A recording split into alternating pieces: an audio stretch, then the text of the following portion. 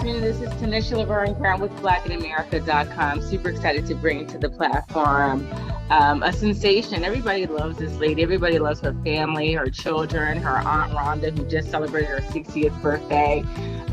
Cult following, Miss Cheyenne Floyd, who came to fame, Teen Mom OG. How are you doing this afternoon? I'm good. Thank you for having me.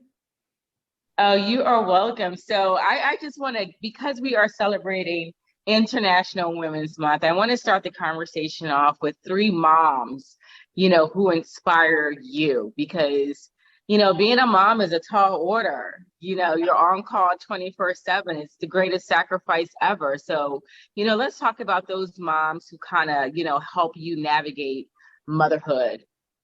I would definitely start with my grandmother. I feel like she's like the matriarch of our family and kind of taught us all what we know and really instilled like empowerment and taught us just to be strong women and strong Black women. And of course, my own mother, who's like my best friend, business partner, brain, everything put into one. And then she's just like the ultimate mother. All my friends, even when we were in college, would call my mom for advice or help or. Oh, wow. She was the one that would bail us out of anything that we got ourselves into. I love it. She's just been such an influence on how I've become a mom and how I want to be a mom and how I want to still be a businesswoman. I love that. I just feel like I'm surrounded by so many strong women in my own family that I don't have a choice but to step up to the plate. That's awesome. When you looking on the outside, it looks like you have it all, right? What do you think are some of the biggest things that people misunderstand about you and fame and popularity and being a businesswoman and being a mom and all that you are tasked with on a day-to-day basis? Well, I definitely don't have it all, and I don't have it all figured out. I feel like every day is a new day where I'm trying to figure out what I'm doing and how to be the best version of myself and how to be the best mom, how to be a better fiance.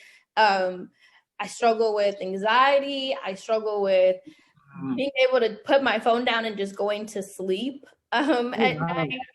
I think that sometimes because of the platform and sometimes because I'm like, this is my time to take advantage of all of these things that are in front of me, I don't know how to shut that off.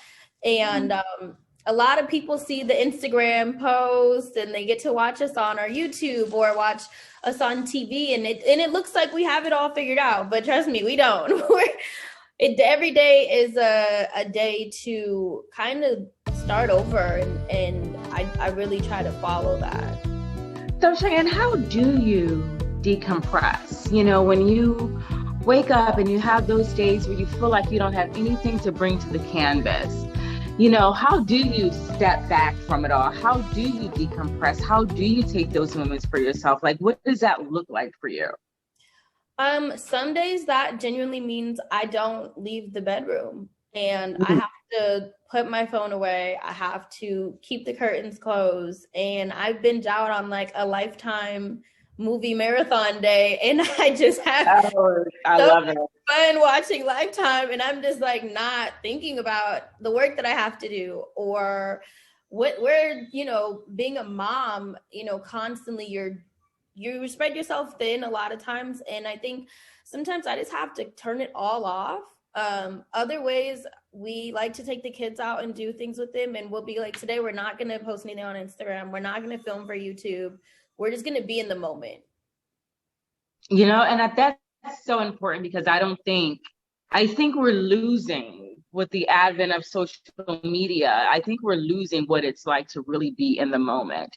How can you be in the moment when you're videotaping everything, when you're on camera like all the time? I'm glad that you're really talking about being in the moment. How would you encourage young women who look up to you, who aspire to have a lifestyle similar to yours, to really take the necessary those necessary steps that you have to take to become a woman. You know, everybody, again, we're on social media. People think, oh, I got an Instagram, you know, I'm a business person. You know, I have all these followers. I must be in business. Like I'm like, okay, so where's the EIN number? Like, Hey. you know, so let's talk about those nuts and bolts of building a business, the anatomy of building a business, you know, and let's talk to the audience about that. Yes. So building a business is hard work, number one, and it's a lot of patience. It's a lot of paperwork, and you have to really follow certain steps. I mean, you have to get your DBA straight. You have to make sure you get it published in the newspaper to claim whatever name of your business is. Okay, what is DBA? So when you decide you want to start a business, and let's say I want to start a business called Pretty Pink, I need to go to make sure that that name is available. You can go and check on like a GoDaddy.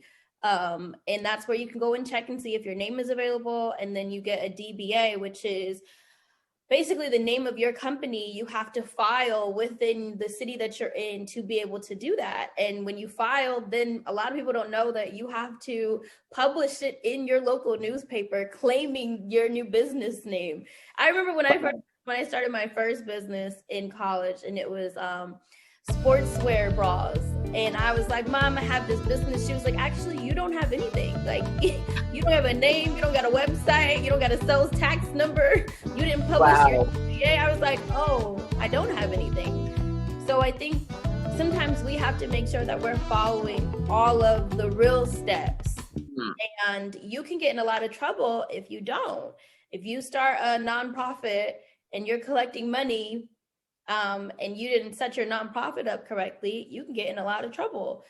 But business is a lot of fun if you do it correctly and if you learn how to work it and if you want to work it. It's not something that's going to happen overnight, and it's going to be something that you genuinely have to work every day. Yeah. What are some of those trial and error lessons that you've learned along the way, you know, being a businesswoman, entrepreneur, self-starter? You know, like once you've got your EIN, once you've gotten your DBA, you know, what were some of those learning curves where you're like, oh, I need to step back for a second and recalibrate before I get back in there? Yes, I would say I learned a lot from my very first business, and I was trying to do clothing. I was trying to do a fitness wear line, and then it turned into a lingerie line. And my parents kept on saying, you're going in so many different directions that you're not going anywhere. Like, you need to reassess what your goal is, what the objective is, and then work on that. Sometimes when we try to do so much, we don't get anything done. What I've learned is that when I want to push a product, if I want to create a product, I need to put my focus and my budget onto maybe like 2 or 3 of them and like push those and make those really, really good, rather than getting 30 and sitting at my house with all this inventory and all these boxes, and my fiance looking at me like, girl, what is all this stuff in our house? And I don't have anywhere to push it or to put the energy into it. So sometimes starting small, it's okay. It's okay to start small and then to grow.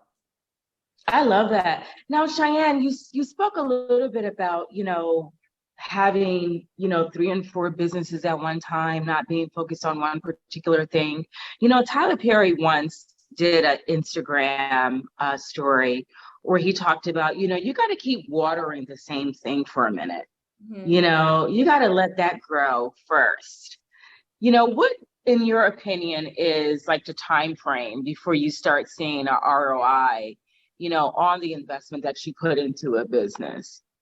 Oh my gosh. I think it really depends on the business because, for example, I just launched recently, my daughter has a nail polish line. We have a Mommy and Me nail polish line. I launched it when I was like 9 months pregnant. Everyone was like, girl, you're crazy. You should wait. I'm like, no, this is our time. We're going to do it. Like, it was set up very, very well and strategically. And when we launched, we made our investment back that day. And that was the first time that ever happened to me. And I put a lot of products out. I've thrown a lot against the wall. Yeah, I've seen the articles with the nail polish because there was some pushback. People were like, "Oh, your daughter can't have a successful Yes. nail polish company." I'm like, "There's got to be more to the story. There's got to be more to the story." Yeah. So let's just talk a little bit about that, just to clear it up. Let's just clear it up. Some people don't believe that you should be an entrepreneur at 4 years old. And I disagree. My daughter is very spirited and she speaks her mind, and she told me what she wanted to do, and she told me she wanted to be a boss. And maybe she saw it on YouTube or wherever, but she got stuck on this word boss. And I said, okay, this is what we're going to do. So we honestly took her to Target and we let her walk around, and she pointed out things that she liked. And she said, I want to do hair products because I have big curly hair, Mom. And so I went, I did all my research on hair products. I said, that's a little tough for me right now. That I don't know how to tap into that industry yet. So we went back to Target. We walked her down another aisle, and we picked up nail polish. And it was during the pandemic, and we weren't going to get our nails done at the shop. So Ryder really took to doing our nails at home. She'd do my mom's, my grandmother's, anybody who would let her paint, she would do. So she said, well, I want a bottle that I get to name and I get to choose the color. Oh, wow, that's fantastic. And that's how it started. So Ryder picks all of her colors. She names all of the bottles. When we picked the logo, I had 4 different options. She picked her logo. She genuinely likes doing it. When we sit here and pack up orders, she's the one putting the fluff in it. And she tells everybody that she is the boss of nails now. And I love that. Disagree with pushing business at such a young age, but that's kind of how I was raised. I was raised in an office, and I think that's why I am like I am today. So teaching generational wealth is not a problem to me. You know what? As the women and men in my family would say, pulling biblical scripture, you train up a child. You train them up. You train them up. This has been an amazing conversation. If you had a word for the day to inspire, your followers, what would that word be? And let's close out with that word. Ooh, that is so tough. One word. A word for the day. A word for the day. For the day. I guess my word today has really been to be productive. I like that. Productive. All right, you guys, you heard it from Cheyenne Floyd. Be productive today and every day. Thank you guys so much for tuning in. Keep following Cheyenne Floyd across her social media platforms. She is amazing. I love her tremendously. Thank you so much for watching. Tanisha Laverne Grant at blackinamerica.com. Thank you, Cheyenne. You were so great. You're so well versed in media training. This was amazing. Amazing. Claudia, thank you so much.